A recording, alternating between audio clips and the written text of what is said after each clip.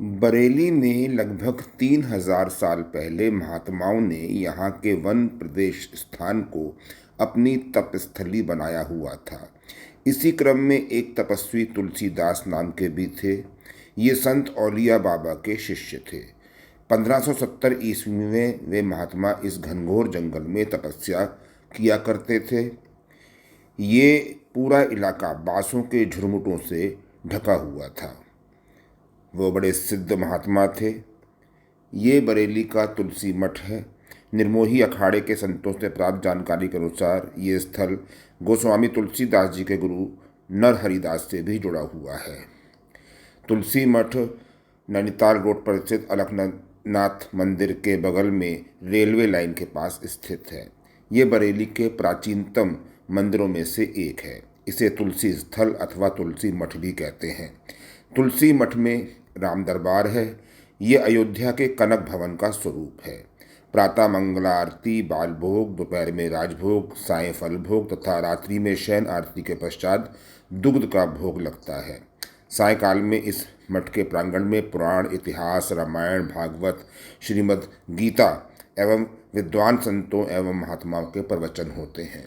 गोस्वामी तुलसीदास भी यहाँ आए थे। इस तुलसी मठ में स्थित हनुमान जी का श्री विग्रह अत्यंत दुर्लभ है। निर्मोही अखाड़े के संतों के अनुसार तुलसी स्थल की गद्दी जगत गुरु की गद्दी है। यहाँ के महंत श्री महंत कहे जाते हैं। अयोध्या के श्री राम जन्मभूमि की पूजा पहले तुलसी मठ के ही अधीन होती थी। श्री रामानंदी वैष्णव परंपरा में स्थित निर्मोही अखाड़े के वैष्णव इस पूरी व्यवस्था को देखते थे। ये तुलसी मठ का राम दरबार है और इस राम दरबार की बड़ी महत्ता है।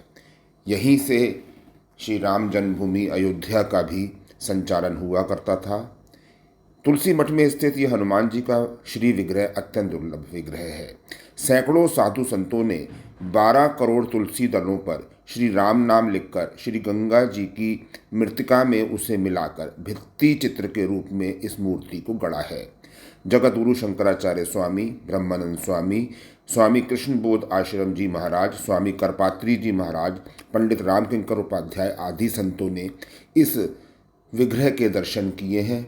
ये विग्रह यहाँ बहती हुई नदी की मिट्टी में 12 करोड़ तुलसी दलों पर केसर से राम नाम लिखकर बनाया गया है। ये बरेली की एक अत्यंत दुर्लभ कृति है जो बहुत ही प्राचीन है, बहुत ही विराट है। ये मठ साधु सेवा और जन सेवा के लिए जाना जाता है।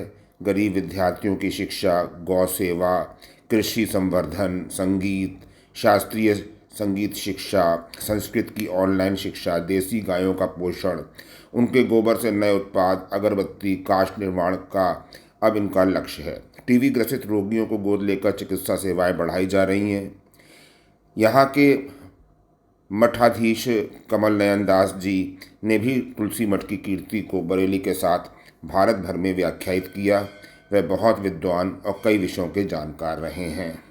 अब उनके निर्वाण के पश्चात उनके शिष्य नीरज नयन दास इस तुलसी मठ के कर्ता धर्ता हैं। नीरज नयन दास इस मठ की परंपराओं को लेकर चल रहे हैं, लेकिन इस मठ को वो आधुनिक सोच और कर्मशीलता से भी जोड़ना चाहते हैं, जिससे इस मठ में लाभ पाने वाले लोगों का विस्तार हो। नीरज नयन दास को उनके कार्यों के लिए प्रधानमंत्री नरेंद्र मोदी और उत्तर प्रदेश के मुख्यमंत्री आदित्यनाथ योगी ने भी प्रशंसा की है। प्रधानमंत्री ने तो नीरज नयन दास के सम्मान में प्रशस्ति पत्र भी भिजवाया है।